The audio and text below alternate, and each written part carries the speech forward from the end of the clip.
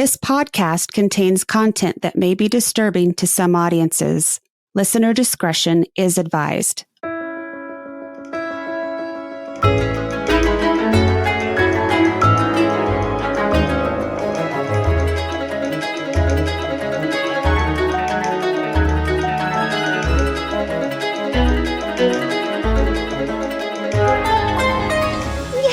Thank you for coming Yay. on. Both Melissa and I'm just jumping right into the deep end, and I'm sorry about that. But both Melissa and I had kids very young. I was barely 21, like by the skin of my teeth, 21, when I had my oldest daughter.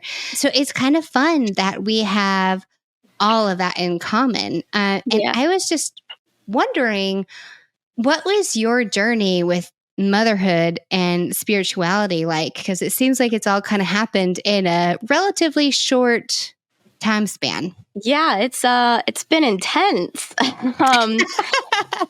Man. We all have 3 kids, by the way. That's kind of cool. So cool. Yeah. Well, with my oldest, like almost as soon as I got pregnant with him, it was like a light switch just turned off. And every ability, every connection to spirit that I had ever had was just like gone. For the whole pregnancy. Just like, really? It was very scary, honestly, because I mean, I've been a medium my entire life. And so this pregnancy kicked in, and all of a sudden everything was quiet. Being cut off. Yeah. What's going on? Where are you going? Like, I don't know where I'm going if I can't hear from you. It was very scary. But with my next pregnancy, which was very, very soon afterwards, way too soon afterwards, it came back like more intense than ever. And it's funny, my eldest is really not spiritually inclined at all. He's very logical. Just everything needs to be by the book. He's only 6 and he's not sure he believes in Santa Claus. Like, he's like, oh no. Wow. Sounds like my oldest son. But with my middle, he is incredibly in tune, incredibly gifted. And I'm not sure what that was, but it turned off with my oldest and he has nothing, and it cranked way up with the next, and he is very, very gifted. Yeah, that's so interesting. The differences there. I think it was yesterday, actually. My son, who's my middle child, came into my room, and he's on his own little spiritual journey. And that's like, it's something that I didn't have growing up. I wasn't allowed the freedom to like explore my beliefs. So I'm trying really hard to let my kids have that. And, but my son came in my room yesterday and he was like, "Mom, I don't think I believe in ghosts." And I was like, "Well, you know what? That is fine. I don't know what to say about that, but that's fine." So yeah, it's interesting that our kids don't automatically inherit our beliefs or our abilities. Not at all. It would be boring if we were all the same anyway, right? Yeah. It would be boring. So you talked about being a medium your whole life. Can you kind of share with us how it all started for you and when you noticed it, and how did your parents take it? My parents noticed like very quickly. They were teenagers when they had me. So their go-to was to join the military, because it was either military or coal mines. So I was like, well, let's move. That's Kentucky. Yeah, that's it. What you're going to get. So in the very first house that we moved into, when I was only like 1.5, I started talking about the blue man who was outside. And they're like, okay, whatever. Like, kids have imaginary friends. Well, each time I talked about him, like, he started off beyond the fence, and then he was in the backyard, and then he was at the back door, and then he was eating dinner with us. And then finally, I woke up screaming one night that he was in my closet and he was going to get me. He wanted to take me with him. It should be noted that the Air Force dress uniform is blue. And that's all I knew is he's blue man. That's blue man. So it started there. It started very quickly, and it just never stopped. And being Appalachian kids, that ghosts are kind of a normal part of life. You don't talk about it. Right. But it's something very, very, believed in. So they were just like, well, our kid sees ghosts. is what it is. Yeah, that's interesting. The open belief, but also not talking about Yes. it. Like, It's taboo. Everybody believes it, but it's taboo. so you're kind of bucking tradition by openly talking about it then. Yeah. It's funny. There's a lot of Appalachian creators on TikTok who are in the paranormal field. And it's like, I don't know. We just all decided, well, We're all tired of keeping quiet. let's share it with the world now. It's no more secret. Well, I've seen a lot of videos about, being in Appalachia, and if you hear something in the woods, no, you didn't. And, that type of video, and it's all kind of the same format. But I found you for the first time because you were talking about the boogers. And as soon as you started talking, you were telling the story. I was like, this sounds like the Kentucky Goblins. And then you went on, and eventually you said that. And I was like, it is the Kentucky Goblins. Yeah, tell us about the Kentucky Goblins. See, I didn't even learn about the Kentucky Goblins until I was an adult. So I had no frame of reference other than that's a booger. Because that's what the old timers called anything, any monsters in the hills. Well, those are the boogers. Just the boogers are going to get you. I think I was about 8 years old the first time I saw one. Oh. It looks like a goblin. It looks kind of like an alien, honestly. There's a theory out there that maybe there are alien life forms living in cave systems. There's a mess of old coal mines and tunnels and caves. I mean, in all of the hills, but behind my mammal's house as well. Right. I woke up one night and I felt like I was being watched, which is a normal feeling when you grow up seeing ghosts. Right. And so I, just zoned in on it. And there is this thing, this monster little goblin-y thing up in the hill just staring down at me. Just like, what do you do? I froze for a little bit before I freaked out, and it ran and the dogs went crazy, but it came back multiple times over multiple years, like over the summers. And I was not the only one to see them. My little sister had seen them. I found out that my papaw and his brother had seen them in a different mine when they were miners. Something almost exactly the same. After I shared my story, I've had distant cousins contact me and be like, I know exactly what you're talking about. They go to the river. They go to the river. I was like, oh God, wow. okay. So there's goblins living in the hills. I don't know. You did a pre-interview with our producer, and we got to watch that. So I heard you explain that they just feel different, which is one of the things that I say a lot when I'm encountering something that's non-human. I'm like, I don't know what to tell you, but it is not human. It doesn't feel the same. They're all just energetically slightly different. Like the vibration is just slightly different with each thing. But I really do believe that there's some kind of interdimensional, multidimensional, multiverse thing going on there where they can cross into here and out of here and at will, where we have not figured that out yet. Well, most of us have not figured that out yet. I don't know about it being an undiscovered species. Have you heard of the moon-eyed people? I've heard of them. From like indigenous lore? No, I haven't. I'd love to hear about it though. So there were stories from indigenous people that, it was ancient stories for them.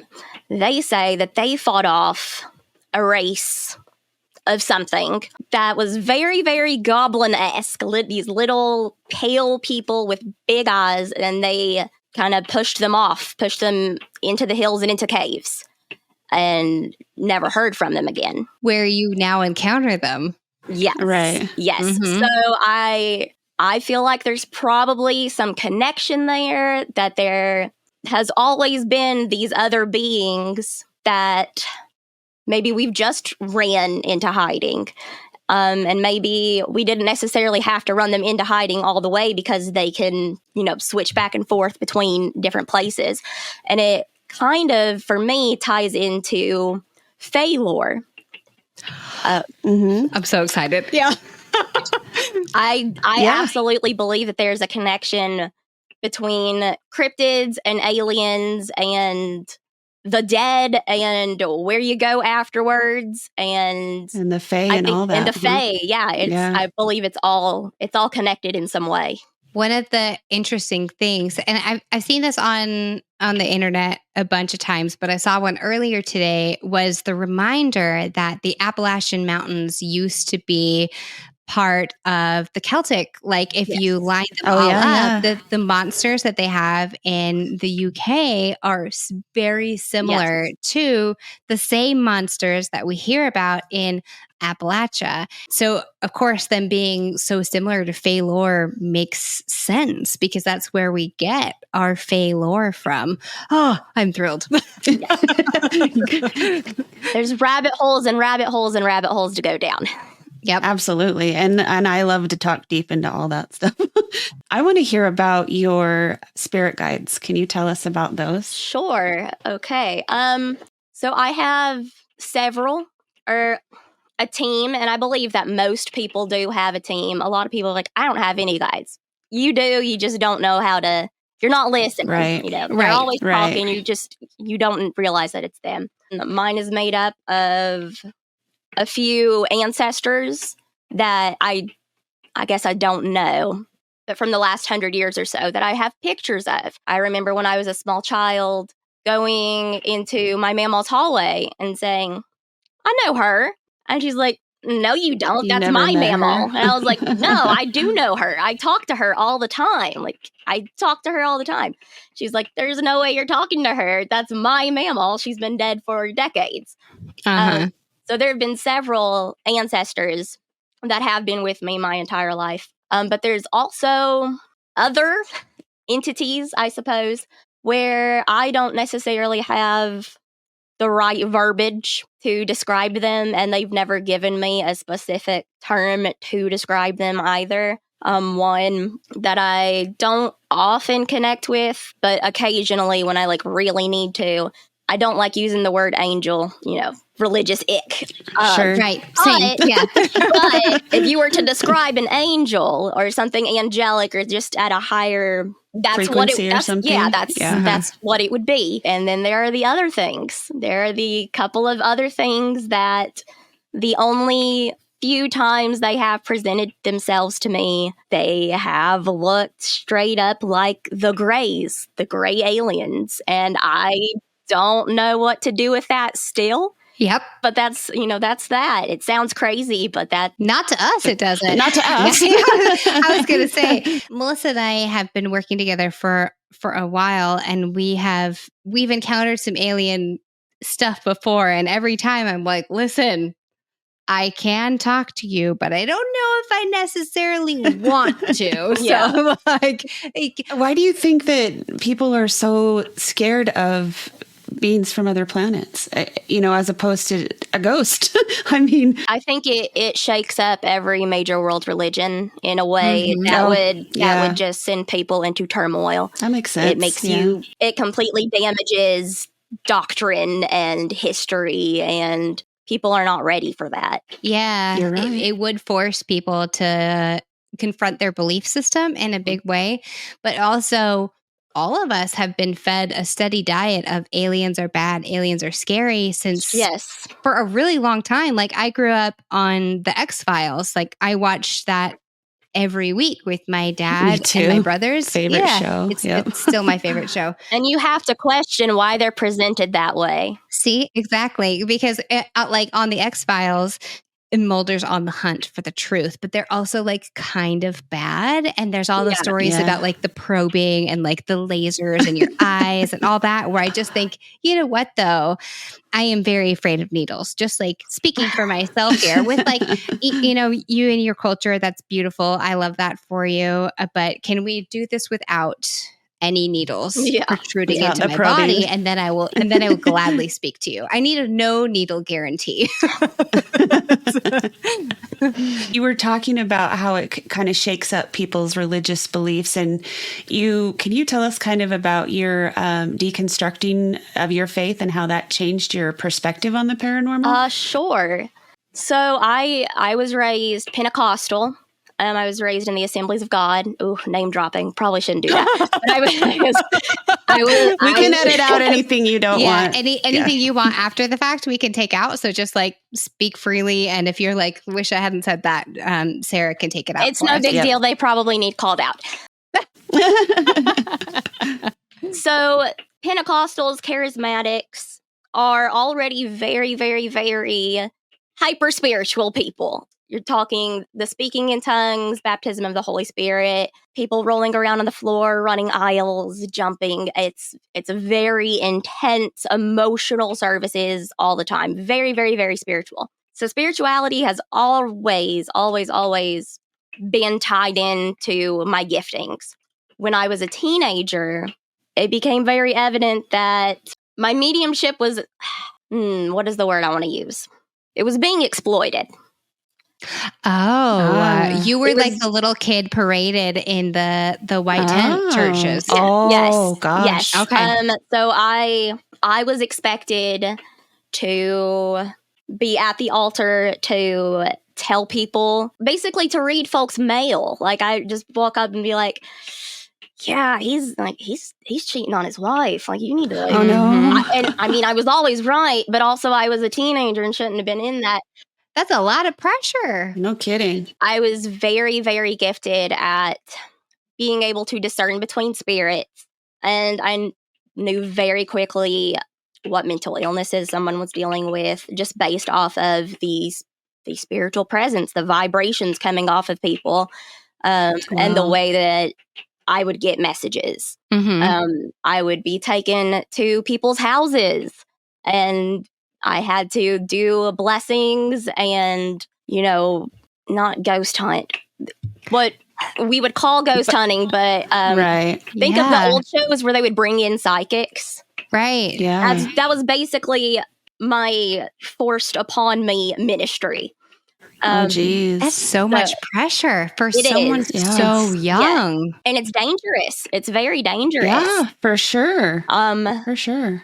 So as I aged, I kind of wanted to distance myself from that part of it a bit, but I still wanted to hold on to the I see dead people thing. Sure. The family that I married into, no, not a fan. Not doing that. That's not something we do. Right. It's a demon or it's of God, and that is it. It's everything. Yep. Everything is demonic. So don't mess with it. Yep.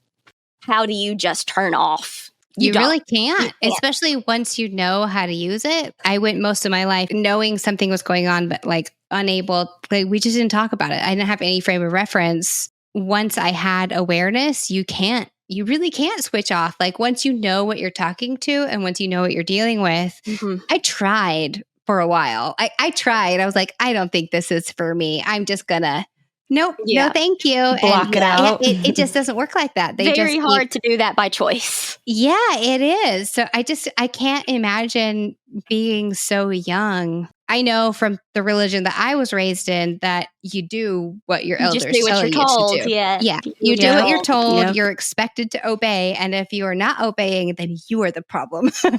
Yeah. So you're wasting the talents that God has given you. And that's like Absolutely. a whole parable in there. Like you just can't do that. Yep. You become the black sheep of the family, which was me. Yeah. It's still me. Same. Yeah. We have that in common. We do have that in common. Yeah, that's fun. That's just fun for all of us. A way to be the black sheeps of the world. It's way more fun over here. Do our families understand us? No, not necessarily. That's one way to hold on to that teenage angst for your whole life. Your whole life. At any point, did you step away? As with my eldest, with my first pregnancy, and I wasn't given an option. Anyways, it was done. It was just turned off. So I was like, well, let's just be done then. Let's stop. Like I felt like I needed to assimilate into the family that I had just very hastily jumped into. My husband and I were together. Dating to marriage was like less than a year. Oh, wow. I needed to conform and I needed to do it quickly.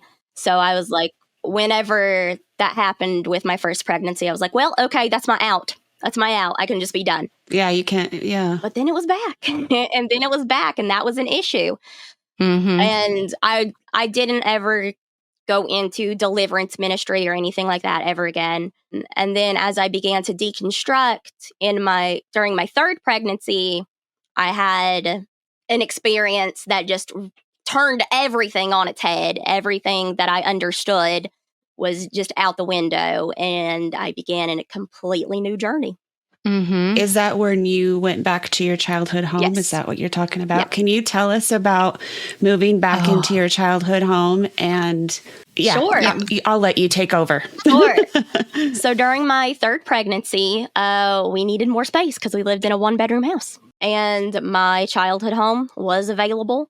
So we moved in, and I had not yet dealt with any amount of my childhood trauma at all, just had not even tried. Was not expecting to just be slapped in the face with it as soon as I walked in. And, it's the same floors and the same walls and the same tile. And it's just like, Here Yeah. it is. Yeah. Yep.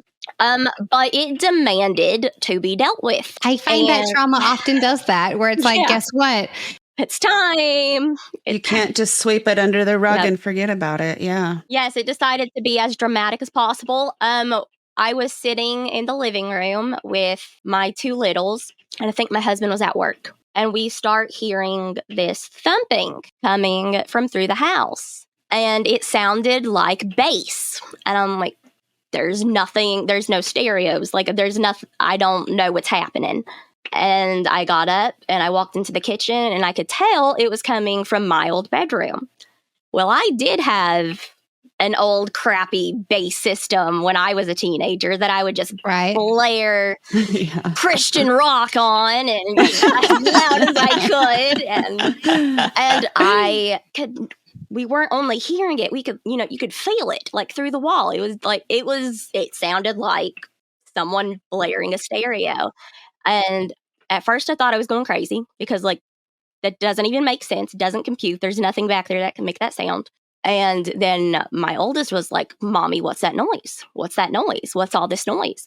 And I'm your like, oldest, that's the child that your ability is pretty much dried up from. So, during that pregnancy. So the fact that he felt it is significant. That's why I was like, okay, so something is literally happening in here. Like, I need to go find out who is in my house. So I go to my bedroom door, and I am starting to panic. And I open the door, and I saw myself, my 15-year-old self.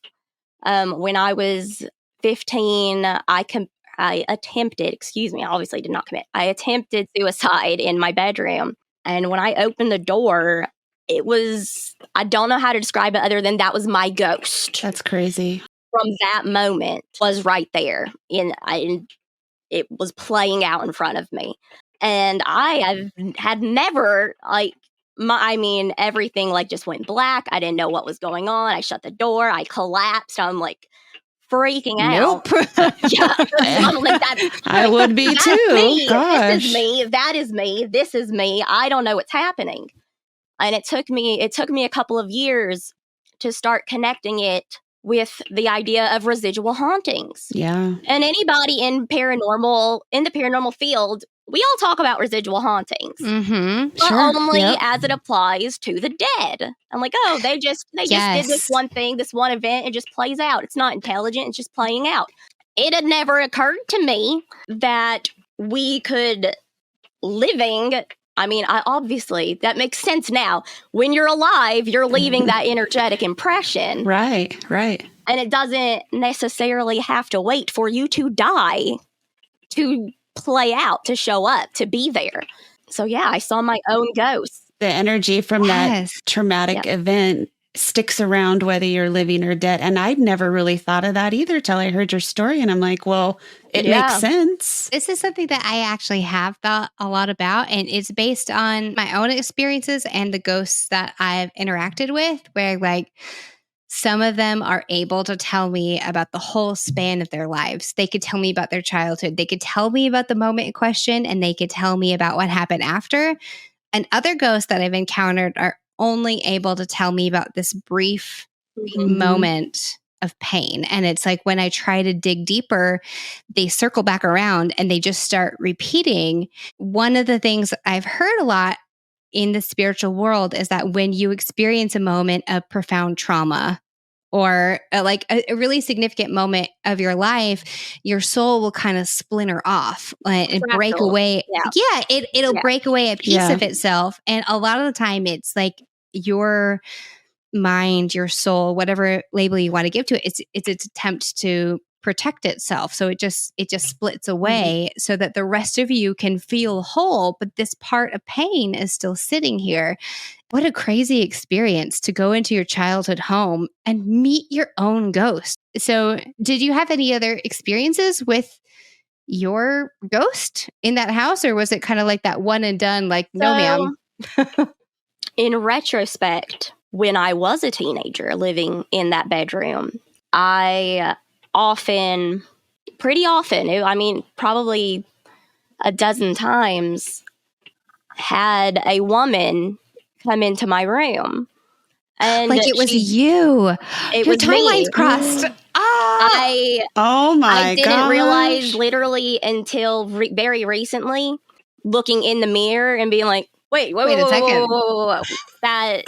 That's who I was seeing. And I never would have put it together. My hair, I kept straightened hair as a kid and a teenager. I was always kind of heavier set, but it was me now.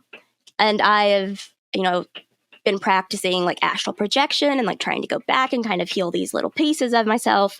And as a teenager, I do believe that I saw my current self in that room. Mm-hmm. That's crazy, because the very first paranormal experience I ever had, I saw a little boy, and going back on it, I think it was my son, because I took a picture of him one time and I'm like, holy crap, that's a little boy that I saw when I was, and it just kind of blew my mind. I was like, wait a minute, how does that work? So it's like, it totally challenges the perspective on what you believe to be the paranormal or the afterlife. Like, I mean, time isn't linear. Like everything is happening all the time. It's really not even relevant. Yeah. Yep, that's what I was just about to say, that if you believe in past lives or reincarnation, there is no reason why we can't be sitting here having this conversation right now and also existing in multiple different timelines and points in history all at once, because we're trying to make sense of things that are honestly beyond our comprehension, and we're all doing our best with our experiences to explain it. But do any of us really have it right? You know what I mean? No. That's why we keep studying this field and why we keep, asking questions and interviewing people, Carly, because that's what we're trying to figure out. But it's almost like the more you learn, the more questions that you have. Yes. Savannah, are you picking up on anything from Carly and I? Have you ever tried doing anything via Zoom or StreamYard? I haven't. I've trained myself pretty well to kind of like, just like turn it off and focus. I have severe ADHD. So so do I. So do I. When I have too much spirit going on, I can't even hear what other people are talking about. So it's kind of like right now, I could try, but you might lose me the rest of the podcast. It's up to you. We're pretty much always telling our guests, if anything come through, just interrupt the fuck out of us. On that note, I was wondering what mediumship is like for you. Are you more visual? Do you see things? Like what is mediumship like for you? So I'm pretty fluent in several different clair gifts. Clairvoyance is definitely my immediate, I can't control it most of the time. Sure. If I encounter somebody or if I encounter a spirit, I get, in my mind's eye, little clips, little like movie scenes that just like play out. And I have to, sometimes it'll repeat a few times so I can get every single detail. And then usually there is also a verbal confirmation. So I touched the wrong ear. In my left ear, in my left ear, I hear the clearest. But also I don't do it as much anymore, but one of my favorite things to do used to be like psychometry. And I would I love that. just to go in to old places and just touch and just have, pictures just flood my mind. And sometimes there's messages attached, and sometimes it's just seeing for the sake of seeing. Like, just, okay, this here's was this moment. Yeah. Here's Just- this moment in history that you get to witness. Yep. Yeah. But if I'm like intentionally trying to connect for a client or something, I call out my spirit guides first to protect me so that I don't, end up accidentally. Some of these folks out here a little bit rough. Like give me some protection here. I don't know what they've got going on. Yep. And if their guides choose to do so, and most of the times they will, connect with mine, mine will like kind of, it's almost like I've got a bit of a filter just because I've learned to protect myself so hard because what I worked with as a teenager was so dark and so heavy all the time. I've learned to like filter the hell out of everything that I receive. Sure. I think a lot of us do that as we get older. Yeah. Most commonly, whoever I'm communicating with, they'll give me clips. They'll give me little movie reels, and it's up to me to interpret that to the best of my ability with whatever other tools that I'm using. Right. But that's my main gifting. I love that though. In my mind, it's like watching a home movie on a projector screen. Were you going to say, Melissa? I was just going to say, what other tools do you use when you're practicing? I have different decks that I use. Occasionally will break out dowsing rods, or I like to conduct Estes method sessions. Oh, I love that. Yeah. Me too. Not that I necessarily have to. It's just a fun little, additional. Sure. It's an additional tool to go along with. And it also helps kind of confirm sometimes what you're experiencing when you get something that you can actually provide as evidence or proof or whatever. Definitely. But the experience just makes it more valid and more real.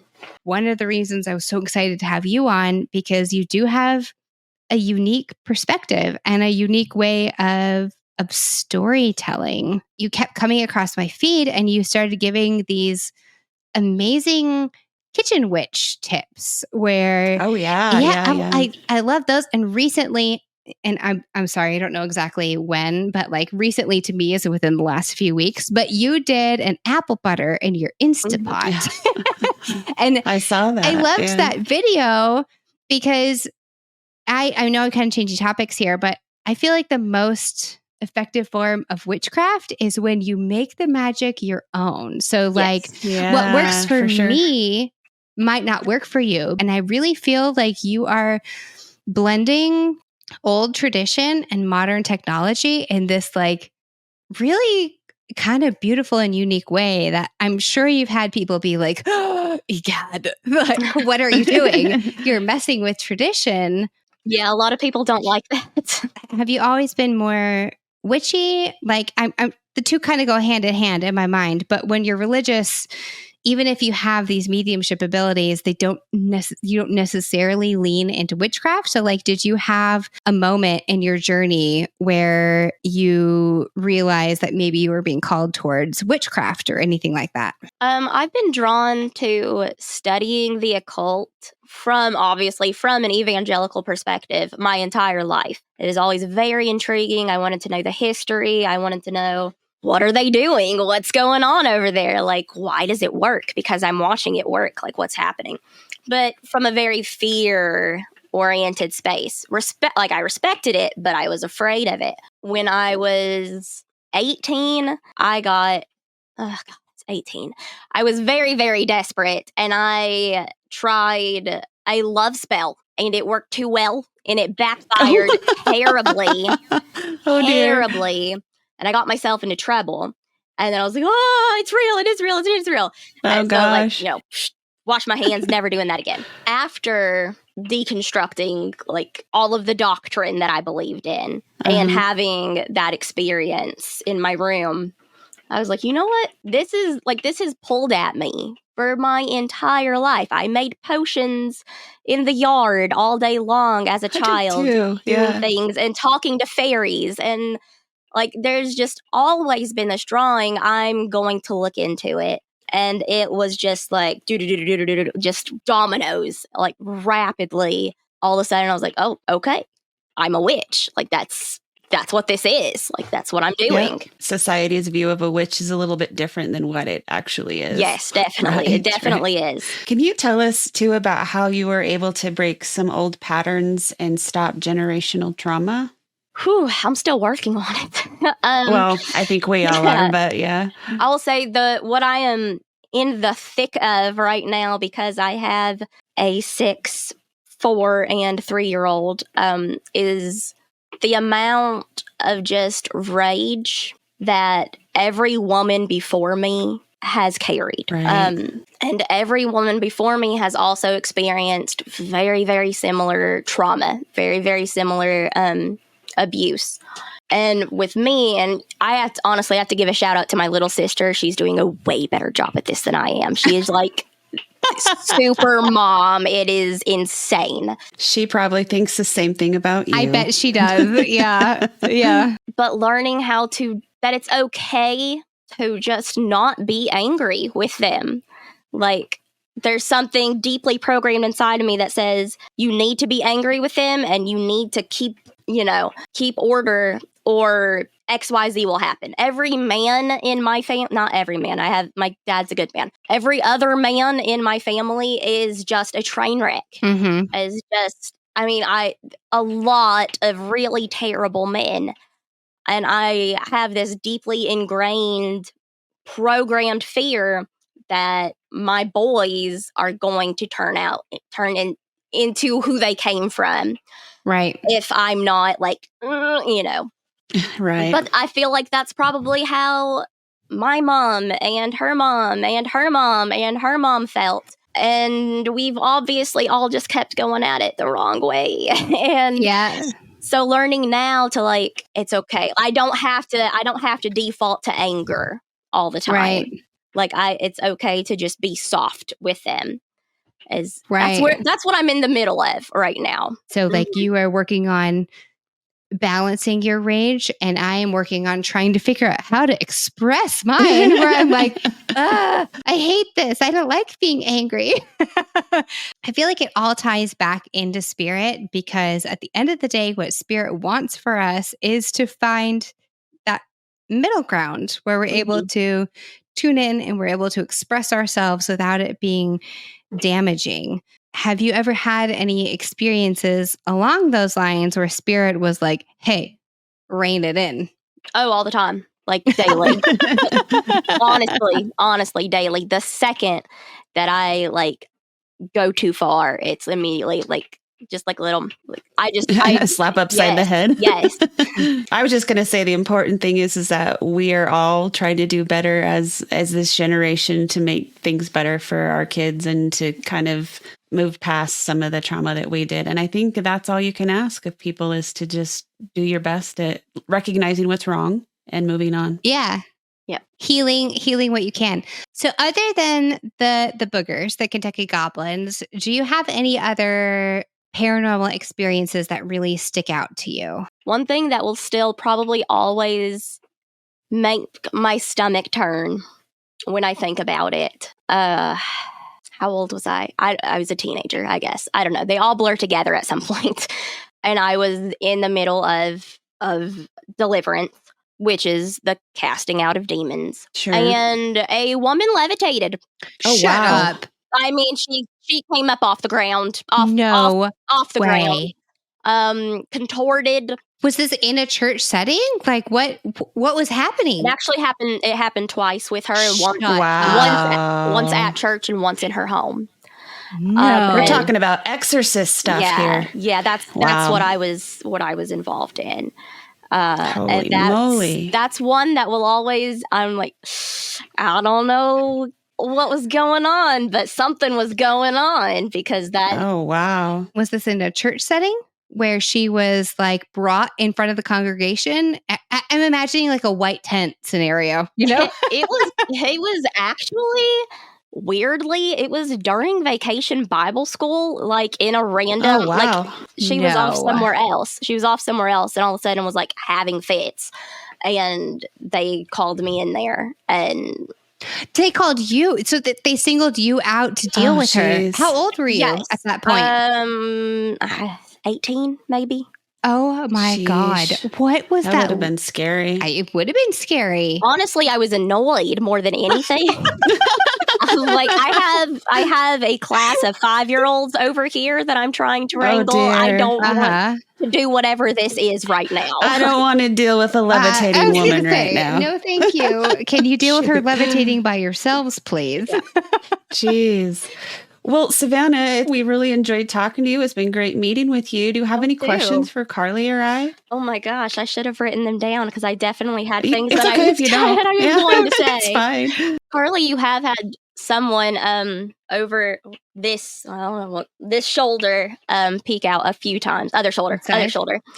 Just light though, no I like that. specific features, but just at one point did when you were talking about feminine rage, rested a hand on your shoulder. Yep, that makes sense. That is a side very much guide vibes. But that's exactly what I was gonna say. My main guide is the one that is pushing the tap into your rage, because once you understand your rage, you can understand XYZ. And I'm like, well, there's a little confirmation. They're right there, like, yes. Yes. One last question for you. I know that a lot of people who were formerly religious and dipping their toes into spirituality are always worried, is it demonic? How do you tell the difference? Well, as someone who dealt with the demonic nearly exclusively, even when I was in that space, I was often saying, this is not demonic. This is just something else. This is not demonic. And being reprimanded that, no, that's definitely demonic. So, like I said, witchcraft and spirituality was always a very fear-based, I'm going to get, my soul sucked out of me. But if you want to go biblical with it, you test and see. You test.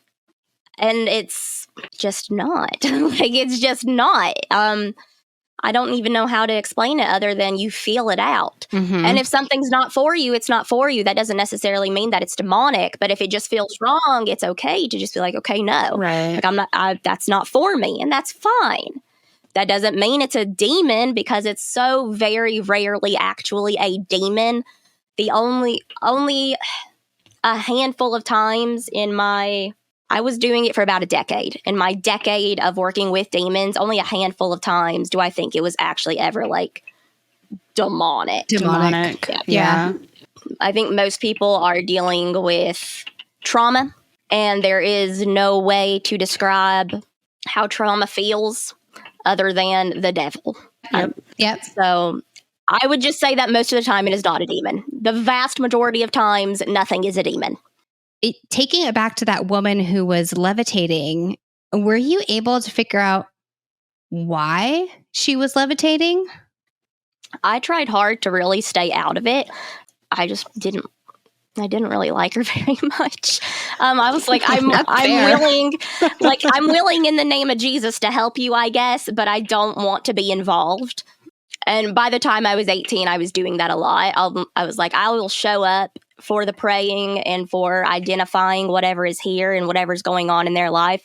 But I don't want to be involved. I don't want, after I walk out of this room, please leave me alone. Yeah. I mean, most pastors didn't even deal with it. I was being driven around to other churches to help grown pastors deal with these dark, heavy, and sometimes demonic energies.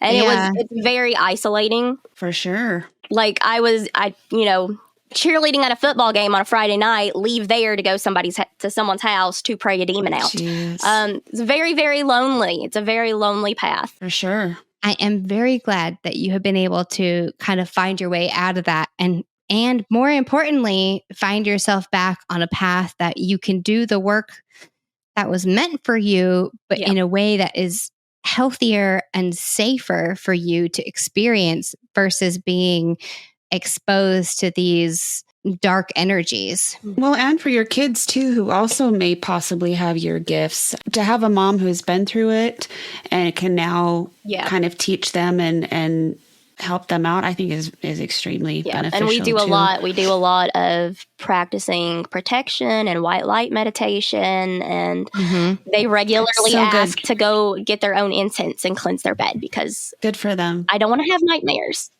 Do what you do that helps you be able to feel the spirituality in your own way. I think is so important because everybody's different. Have you had any experiences where you left that world behind, but it seemed like you were more visible to the powers that be? Oh, absolutely. Absolutely. I had many experiences where after helping somebody get rid of an attachment, they would show up for me and be like, "What's up? What was that about?" Oh, geez. And yeah. this sounds out there. I was on like a first name basis with a lot of things where I would walk into a room and I see you and you see me and we know each other. Yeah. I have, since leaving that behind, I have encountered specific entities, and I do believe some of them to be their own specific entity on this side of things. And it wasn't intimidating anymore. It was more of just like this mutual respect. We see each other. We're going to go on. That's that. Well, it has been an absolute pleasure. I feel like both Melissa and I could talk to you for hours because there's so many parallels here. Thank you so much for coming on and for sharing your story with us. Thank you for having me. If you loved what you heard today, please consider leaving us a review. Death Becomes Us is an Emotional Pictures production produced by Sarah Nichols and Alex Eisenstein.